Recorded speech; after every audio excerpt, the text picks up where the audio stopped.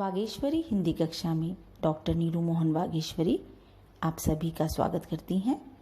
आज का पाठ 10वीं कक्षा की पुस्तक ऋतुराज पर आधारित है और ये जो पाठ है वो काव्य खंड से लिया गया है। पाठ का नाम है कन्यादान। कन्यादान ऋतुराज जी द्वारा लिखी गई एक कविता है और जो ऋतुराज जी हैं इनका अंग्रेजी और हिंदी भाषा पर समान अधिकार है। इन्होंने अपने लेखन में उन लोगों के विषय में लिखा जिन्हें समाज में कोई नहीं पूछता।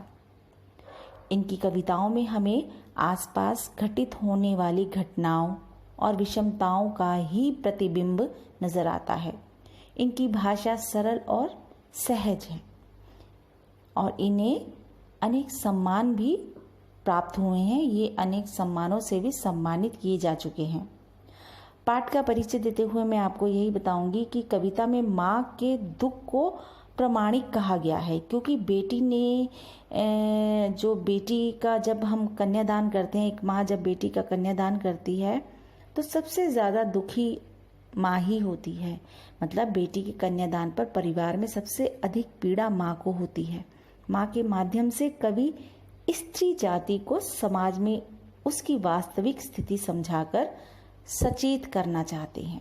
माँ का दायित्व है कि वह विवाह योग्य पुत्री को ऐसी सीख दे जिससे वह वैवाहिक जीवन के हर पहलू को समझने योग्य हो जाए। तो हम जो है काव्यांश जो कविता है वो हम शुरू करते हैं। कविता जब मैं पढ़ूंगी तो साथ साथ में व्याख्या भी करती जाऊंगी, तो काव्यांशों की व्याख्या भी साथ साथ आपके समक्ष प्रस्तुत की जाएगी। कितना प्रामाणिक था उसका दुख लड़की को दान में देते वक्त, जैसे वही उसकी अंतिम पूंजी हो। लड़की अभी सयानी नहीं थी, अभी इतनी भोली सरल थी कि उसे सुख का आभास तो होता था लेकिन दुख बाँचना नहीं आता था। पाठिका थी वह धुंधले प्रकाश की, कुछ तुकों और कुछ लयबद्ध पंक्तियों की। यहाँ प्रामाणिक शब्द का अर्थ है स्वाभाविक या यथार्थ।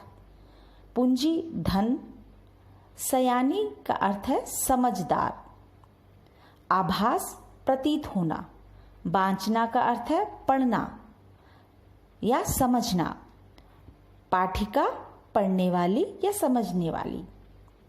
धुंधला का अर्थ है अस्पष्ट, लयबद्ध का अर्थ है लय से बंधी। तो यहाँ पर मैं आपको भावार्थ समझाना चाहूँगी इस काव्यांश का। तो जो आपके समक्ष जो काव्यांश अभी मैंने पढ़ा, कविता में उस दृश्य का वर्णन है जब एक माँ अपनी बेटी का कन्यादान कर रही है। बेटियां ब्याह के बाद पराई हो जाती हैं। जिस बेटी को कोई भी माता पिता बड़े जतन से पाल पोस कर बड़ी करता है या बड़ी करते हैं, वह शादी के बाद दूसरे घर की सदस्य हो जाती है। इसके बाद बेटी अपने माँ बाप के लिए एक मेहमान बन जाती है। इसलिए लड़की के लिए कन्यादान शब्द का यहाँ प्रयोग किया गया है और कन्यादान का प्रयोग किया जाता है। जाहिर है कि जिस संतान को किसी माँ ने इतने जतन से पाल पोस कर बड़ा किया हो, उसे किसी अन्य को सौंपने में बहुत गहरी पीड़ा होती है। बच्चे को पालने में माँ को कहीं अधिक दर्द का सामना करना पड़ता है। इसलिए उसे विवाह के समय अपनी बेटी का दान करते वक्त लगता है कि वह अपनी आखिरी जमा पूंजी किसी और को सौंप रही है। लड़की अभी सयानी नहीं हुई थी, इसका मतलब है कि वह बड़ी तो हो गई थी लेकिन उसमें अभी भी दुनियादारी की पूरी समझ नहीं थी।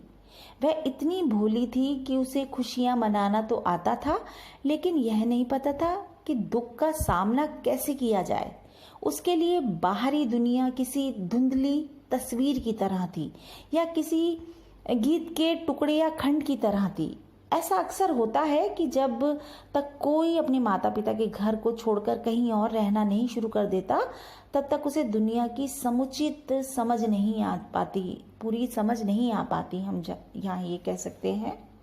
क्योंकि हम अपने माँ बाप के साथ हैं, अपने माँ के साथ हैं, अपने माता के आंचल में हैं, तो हमें इतनी समझ नहीं आती। मगर जब हम अपने घर से बाहर जाते हैं, किसी दूसरे घर में या किसी दूसरे माहौल में, तब हमें समझ आती है दुनिया की कि दुनियादारी क्या है। तो वास्तव में माँ अपनी पुत्री के विवाह के समय उसे आदर्शवादी बहू, पत्नी, माँ तथा निरीह नारी बनने के स्थान पर यथार्थवादी बनने की शिक्षा देती है। मतलब वो अपनी बेटी को ये बताती है, कि कहती है कि तुम अगर कहीं भी जाओ, किसी भी घर में जाओ, जो दूसरे घर में शादी होके जाओगी, तो वहाँ पर एक आदर्शवादी बहू, पत्नी या माँ या एक निरीह नारी की तरह मत रहना।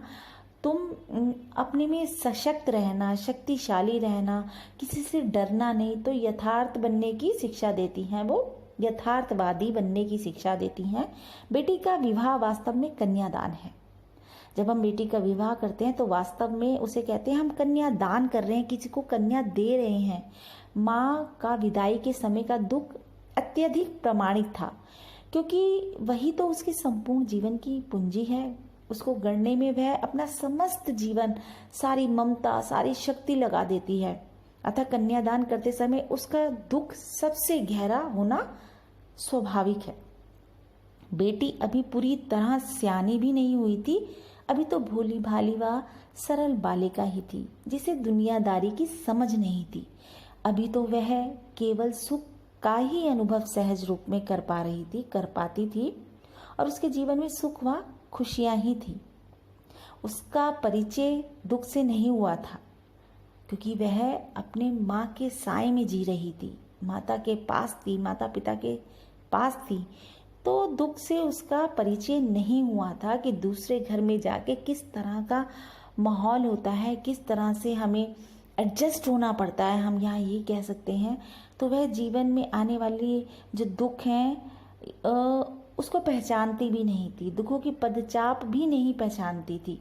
उसके मन में जीवन के मधुर सुखों का ही सपना समाया हुआ था, कि जो जैसे उसे माँ के घर में एक प्रेम मिलता है, इसी तरह की मिठास उसको अपने जीवन में उसको दिखती थी, और उसके मन में जीवन की मधुर सुखों का ही सपना समाया रहता था। अभी तो सुखों के धुंधले प्रकाश को ही वह समझने की कोशिश कर रही थी। जीवन की कविता के कुछ तुक व लयबद्ध शब्दों को ही पढ़ पाती थी, अर्थात जीवन के गहरे अर्थ को ग्रहण करने की जो उसमें प्रौढ़ता थी, जो उसमें बड़प्पन था, अभी उसमें नहीं आया था, उसमें नहीं था, उसमें अभी बड़प्पन नहीं था, उसमें अभी बचपना था। जीवन के हल्के फुल्के सुखों को ही वास्तविक सुख समझती थी। कवि ने कन्यादान कविता की इन काव्य पंक्तियों में पुत्री के लिए मातृ हृदय की गहरी संवेदनाओं को उभारा है। अपने सुख दुख की सखी बेटी का कन्यादान करना माँ के लिए अत्यंत दुखद होता है, दुखद समय है। उस समय एक तरफ अपनी अंतिम पूंजी से बिछड़ने की पीड़ा है, तो दूसरी तरफ मानसिक रूप से अपरिपक्व, भोली और सरल स्वभाव वाली पुत्री के भावी जीवन की चिंता है। मतलब कि पुत्री बहुत ही भोली है, सरल स्वभाव की है, अपरिपक्व है, तो उसके जीवन की उसे चिंता हो रही है कि वो किस तरह से दूसरे घर में जाके एडजस्ट होगी, वो तालमेल कैसे बिठाएगी, क्योंकि उसकी बेटी को वैवाहिक जीवन के सुखों का कुछ एहसास तो है, किंतु ससुराल पक्ष से जुड़े कठोर सत्य तथा पुरुष प्रधान समाज में स्त्री की वास्तविक स्थिति का बोध ही नहीं है। काव्यांश में आपने देखा कि माँ के दुख को प्रामाणिक कहा गया है। तो क्यों माँ के दुख को प्रामाणिक कहा गया है? तो हम यहाँ अगर प्रामाणिक शब्द का अर्थ देखते हैं तो प्रामाणिक का अर्थ होता है सत्य, मतलब प्रमाण द्वारा सिद्ध करना, और जो प्रमाण द्वारा सिद्ध करना सत्य। ठीक है, मतलब सत्य।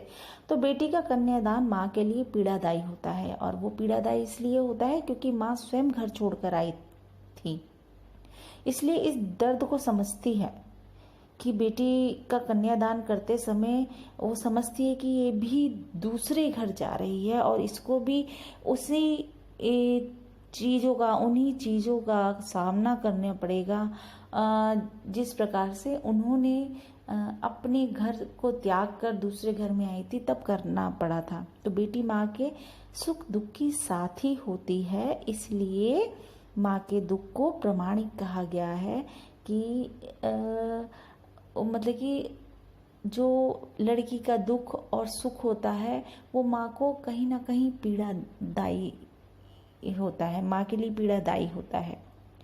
माँ को अपनी बेटी अंतिम पूंजी, माँ बेटी के सबसे निकट व सुख दुख की साथी होती है, सच्ची साथी है। माँ उसे गढ़ने में अपना सारा जीवन, अपनी सारी ममता, अपनी सारी शक्ति लगा देती है, और स्त्री जीवन से जुड़ी समस्याओं पर वह बेटी माँ से बातचीत कर सकती है। इसलिए माँ को अपनी बेटी की अंतिम पूंजी, अपनी बेटी अंतिम पूंजी लग रही है, इसलिए ही वह अपनी बेटी को अंतिम पूंजी मान रही है। दुख बांचना से आप क्या समझते हैं? जैसे मैंने अभी बताया था, दुख बांचना का मतलब क्या होता है? तो जीवन में मिले दुखों को समझ पाना, उन पहलुओं को समझ पाना जो जीवन में पीड़ा प्रदान करते हैं। तो दुख बांचने का अर्थ यही है यहाँ पर इस काव्यांश में। काव्य सौंदर्य, या हम काव्य के शिल्प सौंदर्य की बात करें तो भाषा सरल, स्पष्ट और भावानुकूल है। कविता गद्य की भांति है, गद्य की तरह लिखी गई है, किंतु अर्थ तथा भावों की जो लय है, भावों की लय उसे गीति में बनाती है। धुंधले प्रकाश, तुक, लयबद्ध पंक्तियां जैसे प्रतीकों के माध्यम से पुत्री की मानसिकता को बहुत ही सुंदर ढंग से उभारा गया है। यहाँ पर प्रतीक के रूप में ये शब्द प्रयोग किए गए हैं, और देते वक्त में अनुप्रास अलंकार है। देते वक्त का अगर आप देखते हैं तो त दोनों शब्दों में जो अंतिम वर्ण है वो ता आ रहा है, मतलब सुनने में ये एक अनुप्रास अलंकार की भांति है। जब सुनने में कोई शब्द एक जैसा लगता है, समान लय बनती है, तो उसे हम श्रुत्य अनुप्रास के अंतर्गत लेते हैं, जब शब्दों का अंत समान वर्णों से होता है। तो माँ के दुख को प्रामाणिक कहकर दुख की गहराई को बढ़ाया गया है। माँ का दुख प्रामाणिक है, मतलब माँ को बहुत ज़्यादा गहरी पीड़ा या चोट लगी है, चोट पहुँचा रहा है। क्या पहुँचा रहा है? चोट क्या पहुँचा रहा है कि जब वह अपनी कन्या का कन्यादान कर रही है तो वह समय उसको बहुत पीड़ा पहुँचा रहा है।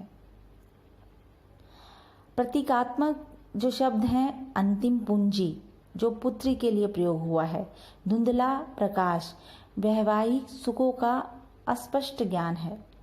तुकों और लयबद्ध पंक्तियां जो है जीवन में सुखों का मधुर पक्ष है, और स्त्री जीवन के प्रति कवि हृदय की संवेदनाओं को अभिव्यक्ति मिली है।